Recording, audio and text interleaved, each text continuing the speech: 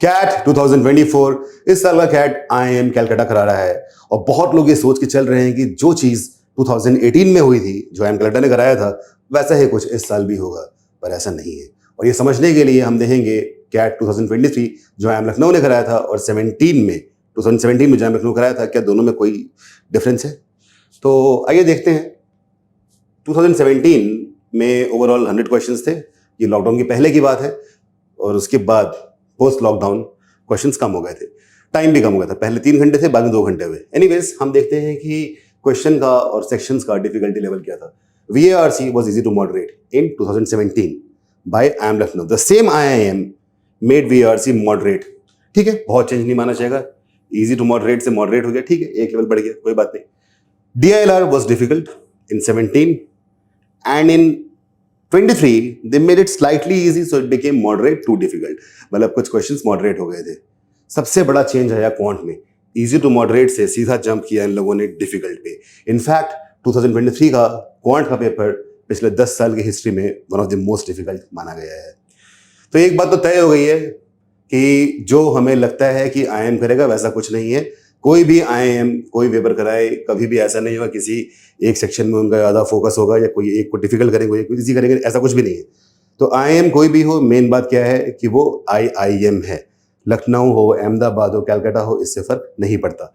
चलिए एक बार देखते हैं कि IIM कलकत्ता ने क्या कराया था। तो IIM कलकत्ता का VARC का अगर एनालिसिस करें हम, तो RC के 24 क्वेश्चंस थे, जिसके अंदर जो टॉपिक्स थे, जिन चीज़ों पर पूछा गया था, पहला था वर्ल्ड वॉर, मतलब ये हिस्ट्री हो गया। एलिफेंट सोसाइटी, ये थोड़ा सा साइंस बायोलॉजी की तरफ था। Consumer behaviour, economics, genetics, again science, plastic pollution, environment. तो आप देखो फोकस इन लोगों का बहुत ज्यादा साइंस बेस्ड RCs पे था और इसी कारण से ये बहुत ही डिफिकल्ट नहीं हो पाया। डिफिकल्टी तब बढ़ती है जब मेजरली हिस्ट्री या इकोनॉमिक्स के पैसेज आते हैं। पैरा जंबल्स के 4 सवाल थे, पैरा समरी के 3 सवाल, पैरा जंबल और ऑड वन ऑड मिला के 3 सवाल थे।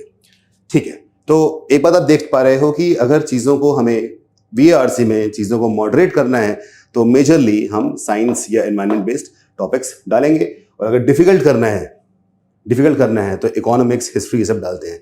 इनफैक्ट साइंस का भी डिफिकल्ट बन सकता है, but majorly science based RC थोड़े इजी इसलिए होते हैं कि बहुत सारे क्वेश्चन डायरेक्ट डेटा ड्रिवन होते हैं, फैक्ट बेस्ड होते हैं। ठीक है, आगे बढ़ते हैं।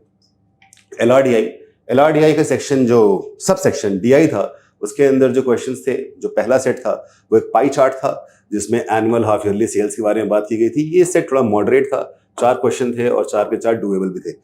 दूसरा सेट था जो एक ATM, एक मशीन थी जिसमें जो करेंसी डालती थी, करेंसी भेजती थी, वो इस डिनोमिनेशन थे 100, 200 और 500 के। ये सेट भी मॉडरेट था, 4 क्वेश्चन थे, doable 1 to 2 depending on what people have told us. Set theory, जिसमें कुछ रॉकेट्स को लॉन्च किया गया था, इस तरह का सेट था जिसके 4 क्वेश्चन थे, 1 to 2 डुएबल थे। हालांकि इसकी अगर आगे देखें लॉजिकल रीजनिंग, जिसमें कि अपने आप में 4, 4, 4 और 4 ओवरऑल 16 और ये 20 सवाल थे सिर्फ लॉजिकल रीजनिंग में। तो मैट्रिक्स, एडजेसेंट सेल्स, इसमें एक ग्रिड बनी थी। एडजेसेंट सेल्स में क्या फिल करना है इसके ऊपर क्वेश्चन था, जो कि जिसमें डुएबल 2 to 3 थे। फिर 10 फ्रेंड्स थे, उनके डिफरेंट स्कोर्स दिए गए थे, डेटा इंटरप्रिटेशन, WE, GK, इन सब में एक बेसिकली सेट था। तो उसके अंदर 4 क्वेश्चन थे, 1 to 2 वर डुएबल, थोड़ा डिफिकल्ट सेट था। एक और था जहाँ पे माइनर मेजर सब्जेक्ट की चॉइसेस थी, 4 फीमेल्स 4 मेल्स के बीच में। ये इजी सेट था, 4 सवाल थे, 4 के 4 डुएबल थे। 3 कमिटीज जिसमें रिसर्च, टीचिंग, इकोनॉमिक्स था, इसके बीच में जो डिस्ट्रीब्यूशन था उसका बात की गई थी। Again 4 questions, doable over 2 to 3। And petrol pump के ऊपर एक सेट बनाया गया जहाँ पे 4 क्वेश्चन थे, doable over 2 to 3। So you can see here, अगर ये हम बोल रहे हैं कि ये डिफिकल्ट था, मॉडरेट डिफिकल्ट था, तो दिखाई दे रहा है क्यों था। अब आगे बढ़ते हैं क्वांट में जो मेजरली 5 टॉपिक थे, number system, algebra, arithmetic, modern math, geometry and mensuration. एक बात हमेशा याद रखनी है कि क्वांट किसी भी साल में हो, कोई भी IIM कराए, 3 सबसे इंपॉर्टेंट टॉपिक्स हमेशा अरिथमेटिक, अलजेब्रा और ज्योमेट्री ही रहेंगे, जो कि यहाँ पे भी हुआ। अलजेब्रा में 8 सवाल थे, अरिथमेटिक में 14 और ज्योमेट्री मेंसुरेशन में 7। रिसेंटली पोस्ट लॉकडाउन देखा गया है कि अलजेब्रा के सवाल बहुत कम नहीं हुए, बट अरिथमेटिक के काफी कम हो गए हैं। इसका मतलब एक तरह से क्वांट थोड़ा डिफिकल्ट बनाने की अपॉर्चुनिटी बढ़ गई है किसी भी IIM के पास, जो कि लास्ट ईयर हुआ भी था। ओके, यहाँ पे डुएबल, नंबर सिस्टम में 2 के 2 डुएबल थे, मतलब थोड़ा इजी ही था।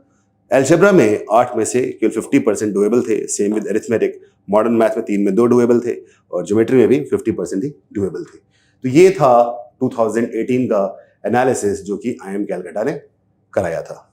चलिए, तो ओवरऑल अगर मैं देखूं 2018 का समराइज करूं तो 100 क्वेश्चन थे, 34, 32 and 34 in VRC, DILR and quants, जहां पे MCQs 27 थे, VRC में 7 नॉन MCQ टीटा क्वेश्चंस, जहां पे आपको आंसर खुद टाइप करना पड़ता है। ये आमतौर पे VA सेक्शन में होता है, RC में नहीं होता। DILR में 24 क्वेश्चन थे, 24 MCQ थे और 8 नॉन MCQ। क्वांट में 22 MCQ और 12 नॉन MCQ, जो कि काफी बड़ा अमाउंट है। तो overall total 73 MCQs and 27 non MCQ। एक बात याद रखनी है कि यहाँ पे नेगेटिव मार्किंग नहीं होती, तो you can take your chances. Remarks: VRC moderately easy, DILR difficult, quants was moderately difficult, overall the paper was difficult, और 99 percentile अराउंड 51% मार्क्स पे बन गए थे, जो कि आमतौर पे मोर और लेस सेम ही रहता है हर टाइम। ठीक है, तो इन सब बातों को ध्यान में रखते हुए जो मैं प्रेडिक्ट करना चाहता हूं कि एग्जैक्टली VRC, DILR और क्वांट्स कैसा होगा, इसके लिए मोर देन कि which IIM is doing it, I would try to focus on how the industry has changed. आज से 6 साल पहले, लॉकडाउन के पहले, इंडस्ट्री बिल्कुल डिफरेंट थी और आज डिफरेंट है। तो आप ये मान के चलिए कि लॉकडाउन जो था, जो 1-1.5 साल चला है, वो एक तरह से उसने पूरी की पूरी इंडस्ट्री को, पूरे के पूरे कॉमर्स, इकोनॉमिक्स, ग्लोबल ट्रेड को ऑलमोस्ट 10 साल आगे धकेल दिया है। 10 साल सिर्फ 1.5 साल में। क्यों? कि बहुत सारी चीज़ें ऑनलाइन हो गई, हम लोग इंटरनेट ज़्यादा डिपेंडेंट होने लगे, हम लोग बहुत सारा काम मेजरली सर्विस सेक्टर में आमतौर पर देखा होगा आप लोगों ने वर्क फ्रॉम होम करना शुरू कर दिया। इनफैक्ट आज भी ऐसी बहुत सी कंपनीज है, जैसे मीशो है, जो टोटली रिमोट हो गई है, वर्क फ्रॉम होम हो चुकी है। तो इंडस्ट्री चेंज हुई है। अब इन सब चीज़ों में क्या आखिर कोई देख रहा है? कोई भी जो, क्योंकि MBA करने के बाद आपको बेसिकली प्लेसमेंट चाहिए, तो प्लेसमेंट में जो कंपनीज आएंगी उन्हें किस तरह के लोग चाहिए? उन्हें मैथमेटिशियन चाहिए क्या? बिल्कुल नहीं।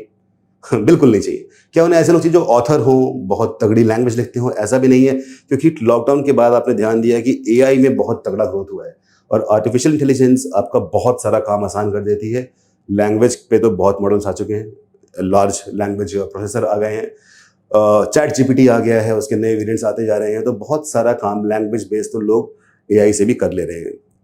बहुत सारा काम जो मैथ्स का है वो भी सॉफ्टवेयर बेस्ड हो गया है। अब बात आती है कि इन दोनों चीज़ों को इस्तेमाल करने में सबसे इंपॉर्टेंट चीज़ क्या है? लॉजिक। तो ऑटोमेटिकली कोई भी IIM, irrespective of which IIM it is, they would want someone who is more logical. और इसी कारण से मुझे लगता है कि DILR will be difficult this time.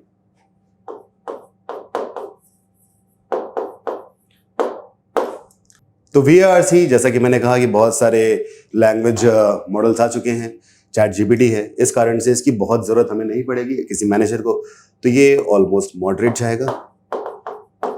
और क्वांट, क्योंकि अगर क्वांट आपकी अच्छी हो तो लॉजिक थोड़ा अच्छा बन जाता है, इसी कारण से इसको मॉडरेट टू डिफिकल्ट रखा जाएगा।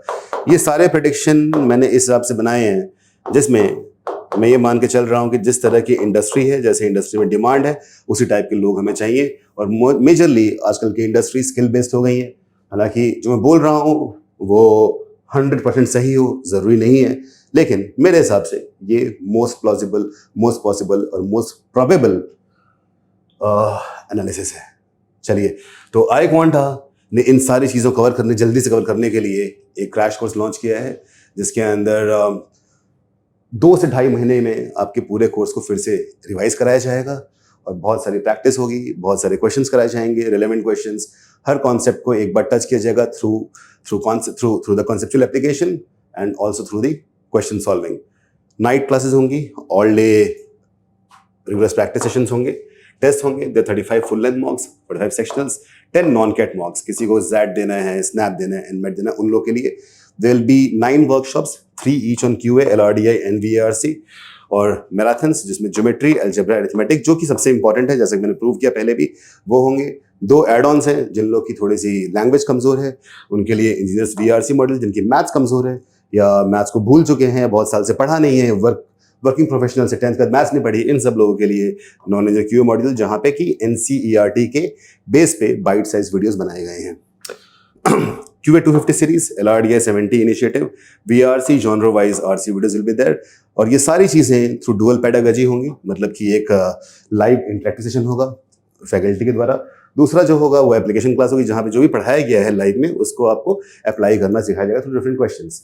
Rigorous practice, revision, shortcuts and concepts, और इन सब के साथ 24/7 डाउट सॉल्विंग और इंडिया के first AI enabled mock platform पे मॉक एनालिसिस। तो ये सारी चीज़ें हम शुरू कर रहे हैं। आइए क्लास में मिलते हैं और सीखते हैं किस तरह से हम इस बार CAT 24, चाहे वो IIM कलकत्ता बनाए या कोई भी बनाए, उसको क्रैक करें। Thank you.